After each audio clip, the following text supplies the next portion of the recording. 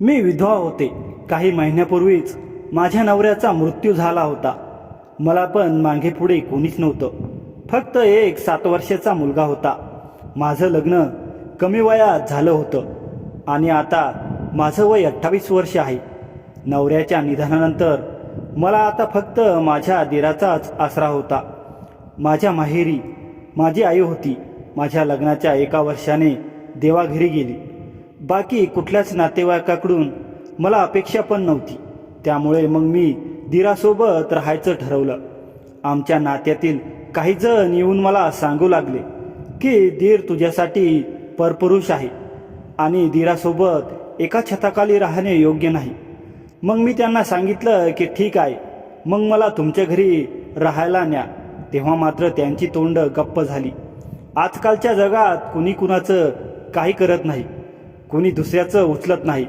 पण माझ्या दिराने मला वचन दिलं होतं की मी तुमचा आणि तुमच्या मुलाचा सांभाळ करीन. सकाळीने आम्हाला खूप त्रास दिला, कारण आम्ही एकाच छताखाली एकत्र राहत होतो. पण कुणी आमची जरा देखील मदत केली नाही. मग मला कळून चुकलं की लोकांना फक्त बोलायला येतं, बाकी काही नाही. खरंच त्यांना माझी काळजी असती तर त्यांनी मला त्यांच्याकडे आसरा दिला असता. पण लोकांना त्यांच्याशी काही घेणं देणं नाही. त्यांना फक्त मला त्रास द्यायचा होता. एकदा मी माझ्या दिराला सांगितलं की आपण दुसरीकडे राहायला जाऊया. पण त्याने सांगितलं की दुसरीकडं वातावरण चांगलं नाही आणि तिथली माणसं पण चांगली नाहीत. मी असं ऐकलं की तिथली माणसं बायकांचा वापर चुकीच्या कामासाठी करतात आणि तुम्ही माझ्या भावाच्या पत्नी आहात, त्यामुळे तुमची जबाबदारी माझी आहे. माझा भाचा माझ्या भावाचा एकुलता एक निशाणी आहे आणि त्याचा सांभाळ करायला मी समर्थ आहे. त्याचं ते बोलणं ऐकून मला खूप बरं वाटलं, पण समाजाची भीती पण आठवत होती. मग माझ्या दिराने सांगितलं की आपण ही जागा सोडून दुसरीकडे कुठेतरी राहायला जाऊ. त्याचा हा निर्णय ऐकून मला आनंद झाला. मग आम्ही ते शहर सोडून दुसरीकडे निघून आलो. आता आम्हाला तिथे कोणी ओळखत पण नव्हतं आणि आम्ही जास्त कुणाशी बोलत पण नव्हतो, कारण मग पुन्हा आमच्या नात्यावर अनेक प्रश्न उपस्थित झाले असते. कधीकधी शेजारच्या बायका माझ्याकडे येत होत्या. तेव्हा मला माझ्या दिराबद्दल प्रश्न विचारतात. तेव्हा मी त्यांना सांगायचे की तो माझा लहान भाऊ आहे. मग त्यानंतर हळूहळू सगळीकडे हेच पसरलं की मी माझ्या भावासोबत राहते. त्यामुळे मग आम्हाला तिथे राहताना कसलीच अडचण नाही आली. माझ्याकडे माझ्या लग्नातले काही दागिने होते, ते विकूनच आम्ही इथे आलो होतो. माझ्या दिराने इथे आल्यावर धंदा चालू केला आणि तो धंदा काही दिवसातच छान चालायला लागला. घरात बराच पैसा येऊ लागला. मी बऱ्याच वेळा त्याला धंद्याबद्दल विचारायचे, पण प्रत्येक वेळी त्याने त्याचे उत्तर देणं टाळलं. मग मी जास्त काही विचारणं सोडून दिलं. माझ्यासाठी तर हेच महत्त्वाचं होतं की घरात पैसा येतोय. माझा दीर एक चांगला माणूस होता आणि तो कधी चुकीचा वागेल असं मला कधीच वाटलं नाही. त्यामुळे मग मी जास्त त्या भानगडीत पडलेच नाही. त्याच्याकडे भरपूर पैसे आले आणि मग आम्ही तो एरिया सोडून एका चांगल्या एरियात मोठं घर घेतलं. आता आम्ही मोठ्या घरात राहायला होतो आणि आमचं राहणीमानसुद्धा श्रीमंतासारखं होतं. आता जास्त पैसा येऊ लागले तसे सगळे नातेवाईक आमच्याकडे येऊ लागले. माझ्या दिराचं लग्न अजून झालेलं नव्हतं. त्याचे पैसे बघून सगळ्यांचे डोळे चमकायला लागले आणि त्या सगळ्यांच्या डोळ्यात माझा दीर आणि त्याचे पैसे टोचू लागले. त्या लोकांना तर आधीच मी माझ्या दिरासोबत राहिलेलं आवडत नव्हतं. आता तर ते अजूनच ओढून ताणून बोलू लागले. कुणीतरी असं बोललं की दिरासोबत लग्न तरी कर, नाहीतर वेगळी राहा. तुझं त्याच्यासोबत राहणं बरोबर नाही. पण त्याच लोकांना जेव्हा मी सांगायचे की मला तुमच्याकडे ठेवून घ्या, त्यावेळी ते लोक तोंड फिरवायचे. मोठ्या घरात आल्यावर मी एका म्हाताऱ्या बाईला कामासाठी ठेवली होती, जी कायम आमच्या सोबत राहायची. म्हणजे मी कधी एकटी नसायचे. श्रीमंत झाल्यावर माझ्या दिराने अजून एक काम चालू केलं होतं. तो प्रत्येक महिन्यात 50 मुलींची लग्न लावून द्यायचा. त्या मुली खूप गरीब घरातल्या होत्या. मग तो त्यांना हनीमून तीर्थयात्रेला पाठवायचा आणि सगळा खर्च तो स्वतः करायचा. त्याच्या या वागण्यामुळे मी खुश होते. पण व्हायचं असं की जेव्हा ती मुली तीर्थयात्रेला जायची, येताना ती विधवा होऊन यायची. आता मात्र मला टेन्शन यायला लागलं, कारण असं प्रत्येक मुलीसोबत होऊ लागलं. ही गोष्ट समजल्यावर माझ्या दिराला पण टेन्शन आलं, कारण त्याने देवाच्या दर्शनासाठी ही जबाबदारी उचलली होती. गरीब मुलीची लग्न लावायची आणि त्यांना देवदर्शन करून आणायचे. पण आता हे घटित घडू लागलं होतं. माझा देर मला ही गोष्ट कुणाला कळता कामा नाही की जी मुलगी लग्नानंतर देवदर्शनाला जायची ती विधवा होऊन माघारी यायची. त्याचं हे बोलणं मला थोडं खटकलं, कारण मुलींना तर ही गोष्ट माहीतच असली पाहिजे की देवदर्शनाला जाताना या घटना घडत होत्या. मी माझ्या दिराला ही गोष्ट सांगितली की मुलींना पण हे माहीत असलंच पाहिजे की येताना त्यांच्या नवऱ्याचा मृत्यू होतोय. पण मी हे सांगताना आयुष्यात पहिल्यांदा माझा दीर माझ्यावर ओरडला. त्याच्या अचानक अशा वागण्यामुळे मला धक्काच बसला. तो आजपर्यंत माझ्याशी कधीच या आवाजात बोलला नव्हता. उलट तो मला त्याच्या भावाची विधवा समजायचा आणि मला मोठी बहीण म्हणून माझ्याशी वागायचा. पण आज तो जसा माझ्याशी बोलला होता तसा अगोदर कधीच बोलला नव्हता. तो माझ्याशी बोलून निघून गेला. पण मी अजून याच विचारात पडले होते की नक्की त्याला काय झालं. मी माझ्या मुलाला जेवण दिलं आणि त्याला झोपवलं. माझी स्वतःची झोप मात्र उडाली होती, कारण माझ्या दिराचा स्वभाव दिवसेंदिवस बदलत चालला होता. मी त्याला काय मृदू बोलताना बघितलं होतं, पण मागच्या काही दिवसांपासून त्याचं ते रूप माझ्यासमोर येत होतं. ते बघून माझा विश्वासच बसत नव्हता. आता तर तो जास्तच अडंग्यासारखा वागू लागला. आज पुन्हा तो माझ्याशी उद्धट भाषेत बोलत होता. तेव्हा मला आश्चर्य वाटलं की तो रात्रभर आलाच नाही. मी मात्र त्याची वाट बघत बसले होते. कुठेतरी माझ्या मनात पाल चुकचुकली की तो काहीतरी चुकीचं काम करत असणार, कारण घरात एवढा पैसा येत होता आणि आता मला माहिती झालं होतं की मुली तीर्थयात्रेला जायच्या आणि येताना त्या विधवा व्हायच्या. या सगळ्या गोष्टी माझ्या डोक्यात फिरत होत्या. मी एक एक कडी जोडत गेले आणि माझ्या लक्षात आलं की या सगळ्यात नक्कीच काहीतरी काळं-बिरं आहे. त्या रात्री तो घरी आलाच नाही. तो पुढचे 3 दिवस घरी आलाच नाही. मग मला आता खूप काळजी वाटू लागली की माझा देर अखेर कुठे गेला असेल. या अगोदर असं कधीच झालं नव्हतं. तो 3 दिवस बाहेर राहिला नव्हता. याच विचारात मी असताना अचानक घराचा दरवाजा उघडला. मी माझ्या खोलीतून बाहेर आले आणि बघितलं तर माझा मुलगा शाळेत गेला होता आणि दिवसाचा या वेळेला माझा देर कधीच माझ्या खोलीत येत नव्हता. पण आज तो त्या अवस्थेत माझ्या खोलीत आला होता. त्याची ती अवस्था बघून मी त्याच्याकडे बघितच राहिले, कारण माझा देर दारूच्या नशेत होता. आजपर्यंत मी कधीच त्याला अशा अवस्थेत बघितलं नव्हतं. त्यामुळे त्याला असं बघून मला खूप मोठा धक्का बसला. त्याचे पाय एकमेकांत अडखळत होते आणि तो माझ्याकडेच येत होता. तो अचानक माझ्याजवळ आला आणि एकदम माझ्या पायात येऊन पडला. त्याची अवस्था खूप वाईट झाली होती. त्याने खूप जास्त दारू प्यायली होती आणि तो अजिबात शुद्धीत नव्हता. तो माझ्या पायात पडला आणि जोरजोरात रडू लागला. मला आश्चर्य वाटलं की तो का रडत असेल, आणि तेवढ्यात रडता रडता तो मला तिथेच बेशुद्ध झाला. दुपारच्या या वेळेला तो माझ्या खोलीत येऊन बेशुद्ध होऊन पडला होता. आणि जर का कोणी त्याला माझ्या खोलीत बघितलं असतं तर माझी आबरू गेली असती, कारण समजा तो क्षण असा होता. त्यावेळी घरात फक्त तो आणि मी दोघेच होतो. कामवाली बाईची आज सुट्टी होती. माझ्या खोलीतली तो अडखळलेला धुंद डोळ्यांनी माझ्याकडे बघत होता. त्याचा श्वास जड झाला होता. डोळ्यात ढगाळ उभ होती. मी घाबरले होते, पण त्याच्याच काहीतरी ओढतल्यासारखेही वाटत होते.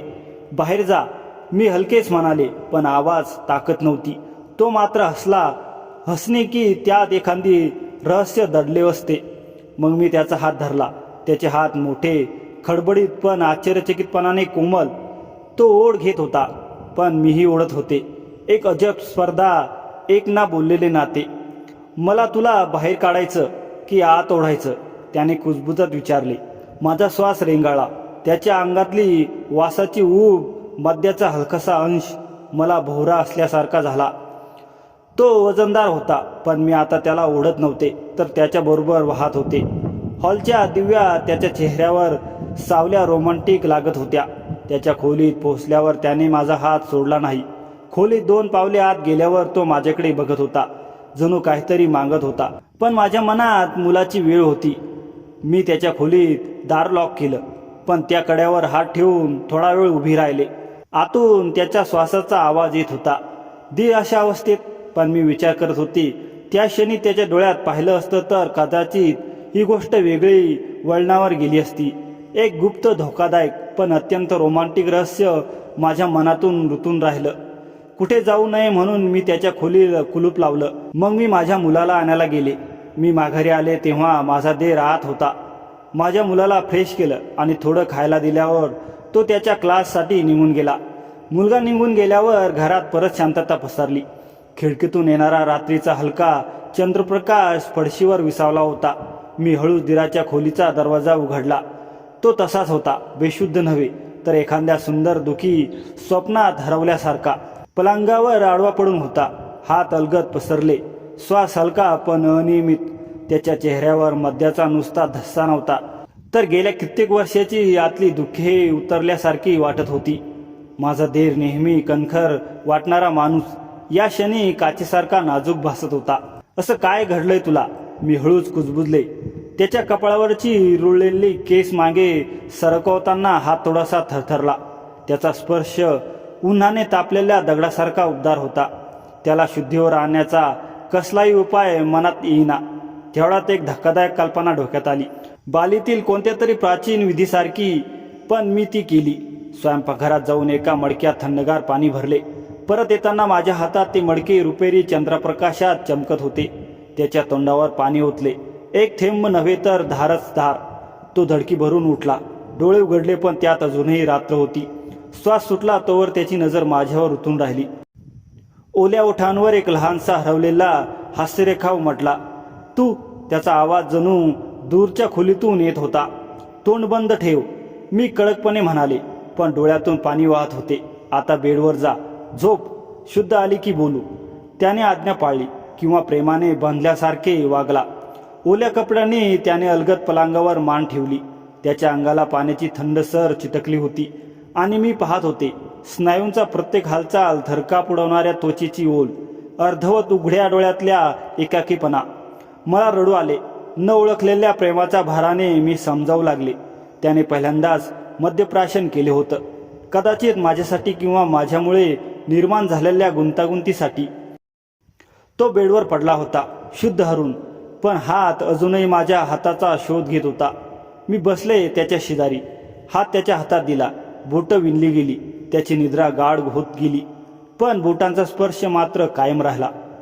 संपूर्ण दिवस तो तसाच पडून होता आणि मी कुणास सांगणार की त्याची ती बेशुद्ध अवस्था मला या आयुष्यातली सर्वात सुंदर दुपार घेऊन आली.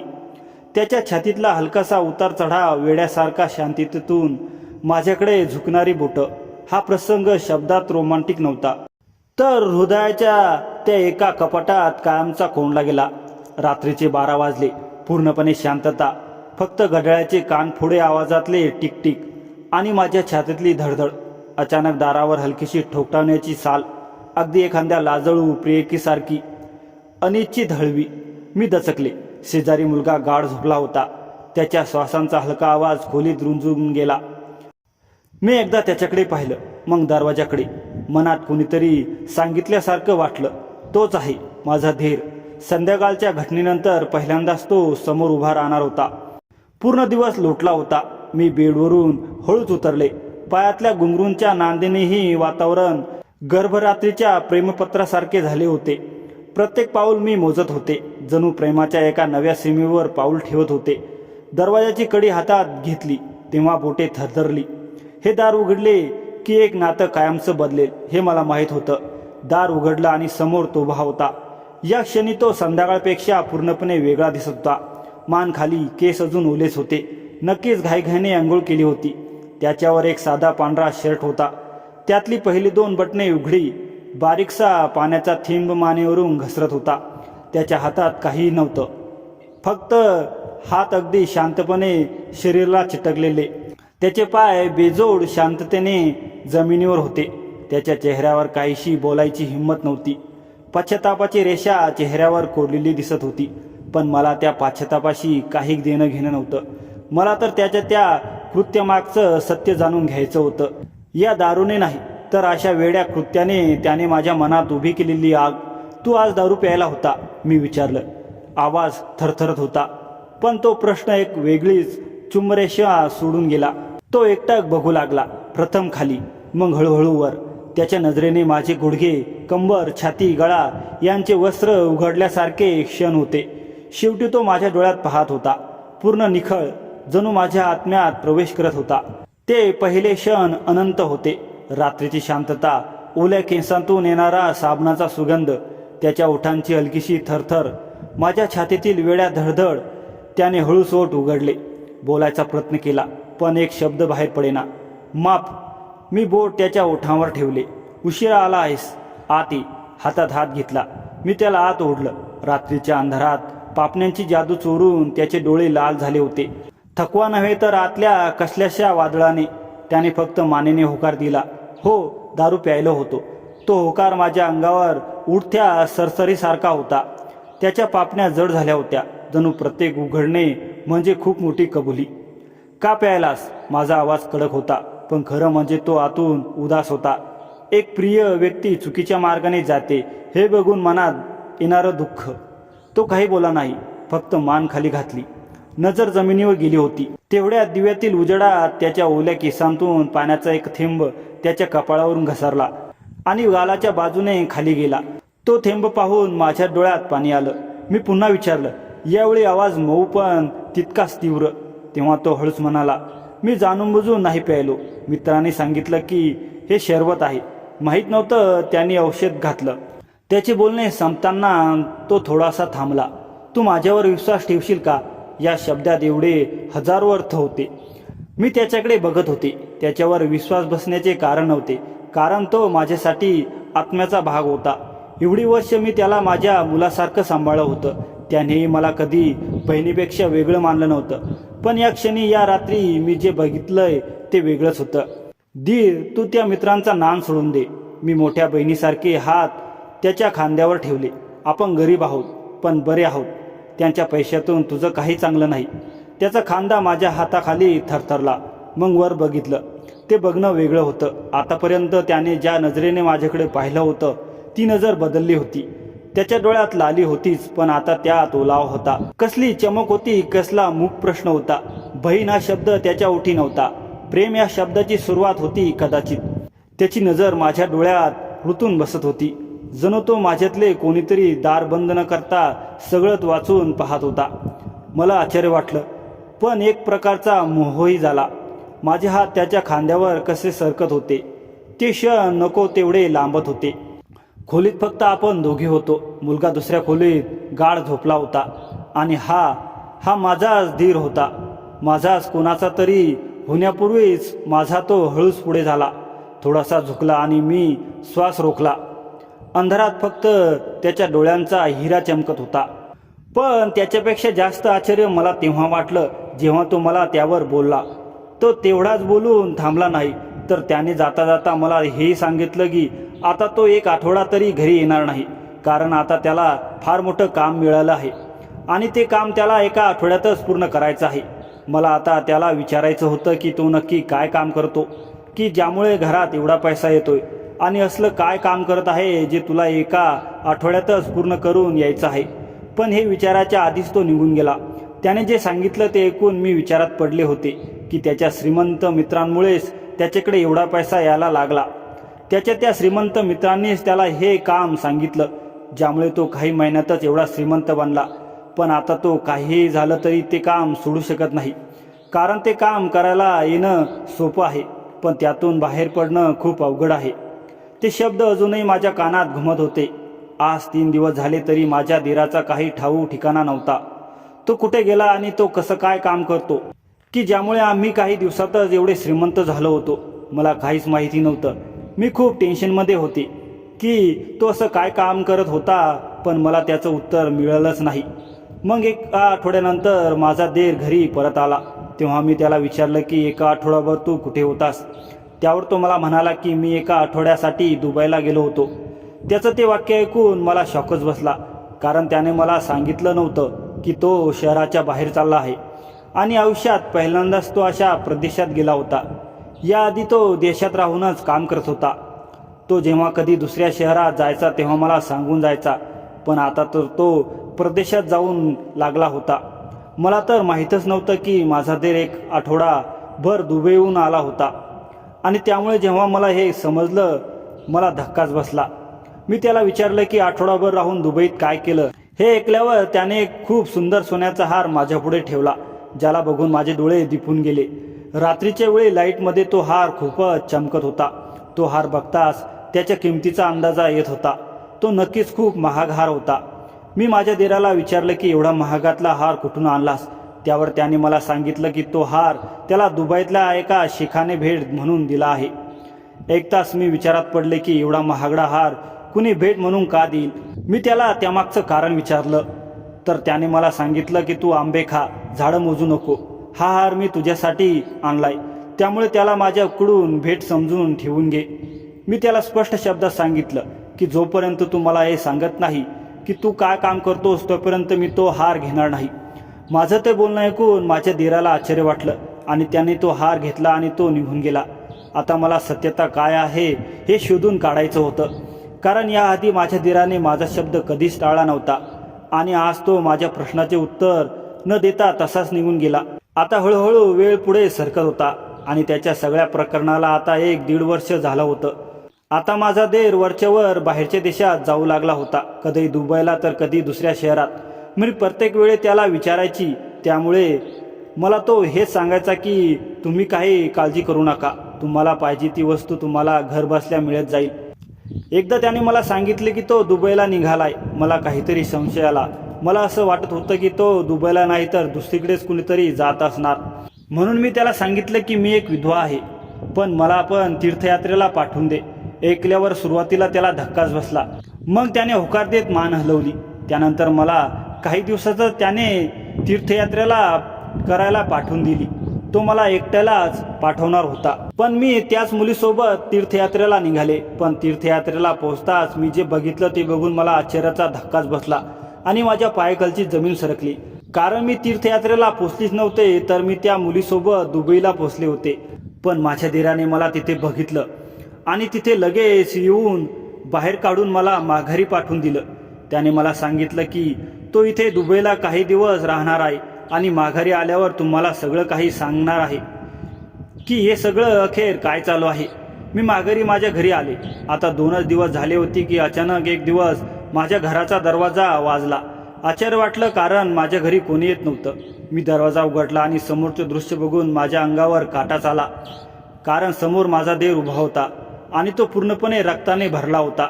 त्याच्या चेहऱ्यावर पण रक्त लागलं होतं.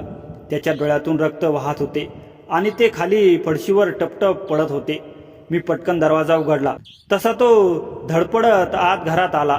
मी लगेच डॉक्टरांना फोन करून बोलवून घेतलं. डॉक्टर आल्यावर त्यांनी माझ्या देराच्या जखमावर औषध लावलं आणि एक इंजेक्शन देऊन तो निघून गेला. मी मात्र त्याच्याकडे बघतच राहिले. दुसऱ्या दिवशी सकाळी जेव्हा त्याला जाग आली तेव्हा मी त्याला विचारलं की काय झालं, तू तर दुबईला जाणार होतास, मग अचानक 2 दिवसांनी तू इथं आणि अशा अवस्थेत कसं काय? तो माझ्याकडे बघून हसला आणि म्हणू लागला, चुकीच्या गोष्टीचा शेवट असाच असतो. मी चुकीच्या मार्गाने जात होतो, मग त्याची शिक्षा तर मला मिळणारच होती. मी देवापाशी मागणी केली होती की माझ्या कृत्याची शिक्षा मला इथेच दे, कारण मेल्यावर जी शिक्षा मला मिळाली असती ती खूप वेदनादायक असती. त्यामुळे मी जी शिक्षा द्यायची आहे ती इथेच दे. माझा देर बोलत असताना रडत होता. मी त्याला विचारलं की असं काय चुकीचं काम करत होतास तू? त्यावर तो मला सांगू लागला की मी मुलींची लग्न लावत नव्हतो. मी तर दुबईला एका मोठ्या टोळीसाठी काम करत होतो. गरीब घरातल्या मुलींना फसवून त्याचं लग्न डॉनच्या माणसांसोबत लावून देत होतो. त्यानंतर लग्न झाल्यावर तीर्थयात्रेला सांगून त्यांना दुबईत पाठवत होतो. त्या मुली दुबईत पोचल्यावर त्यांना विकून टाकायचो. 1 ते 1.5 आठवडा वापरून झाल्यावर त्यांना सांगून माघारी आणलं जायचं की त्यांचा नवरा वारला आहे, कारण त्या मुलींना देखील हे समजायचं नाही की त्यांच्यासोबत काय होत आहे, की तोच त्याचा नवरा आहे की नाही हे पण त्यांना कळायचं नाही. त्या मुलींना हे सांगितलं जायचं की हा तुझा नवरा आहे, पण खरं तर दुबईचा डॉन त्या मुलींची विक्री करायचा. त्यांची पाहिजे तेवढी रक्कम त्याला मिळायची. त्यासाठी वेगवेगळ्या देशांतून मुली आणल्या जायच्या. तेच काम आपल्या देशातून मी आणि माझे श्रीमंत मित्र करत होतो. आम्ही त्या गरीब घराच्या मुलींना लग्नाचा आमिष दाखवून दुबईला पाठवायचो. तिथे त्या मुलींसोबत काय व्हायचं ते त्या मुलींना पण समजत नव्हतं, कारण त्या मुली ज्या माणसासोबत राहत होत्या त्यांना असं वाटायचं की तेच त्यांचे पती आहेत. पण सत्यता ही होती की ते त्यांचे पती नव्हते, तर त्यांना त्या मुली विकल्या गेल्या होत्या. मला जेव्हा या गोष्टी समजल्या तेव्हा मी त्यांची माफी मागितली आणि तिथल्या डॉनला विनंती केली की मी हे काम करू शकत नाही. त्यामुळे त्याने त्याचे काही गुंड पाठवून माझ्यावर प्राणघातक हल्ला केला आणि मला मारण्याचा प्रयत्न केला. पण मी कसाबसा तिथून वाचलो. माझ्या धीराचं सगळं ऐकल्यावर आता मला त्यांचा खूप राग येऊ लागला, कारण त्याने एक नाही तर कित्येक मुलींचे आयुष्य बर्बाद केले होतं. सध्या तरी मला त्याचा अजिबात माफ करायचं नव्हतं. त्यामुळे मग मी पोलिसांना फोन करून बोलवून घेतलं आणि त्याला त्यांच्या ताब्यात दिलं. त्याच्यासाठी ही शिक्षा योग्य होती, कारण त्याने स्वतःची चूक कबूल केली होती आणि त्याला आजीवन कारावासाची शिक्षा झाली. त्यानंतर मग मी ते घर सोडून दिलं, कारण ते घर मेहनतीच्या पैशाने घेतलं नव्हतं. वाईट कर्माची फळं ही वाईटच मिळत असतात, नाही का? तर मित्रांनो, मी जो निर्णय घेतला तो चूक घेतला की बरोबर कमेंट करून नक्की सांगा. आणि आपल्या चॅनलवर नवीन असाल तर चॅनलला सबस्क्राईब करायला विसरू नका. धन्यवाद.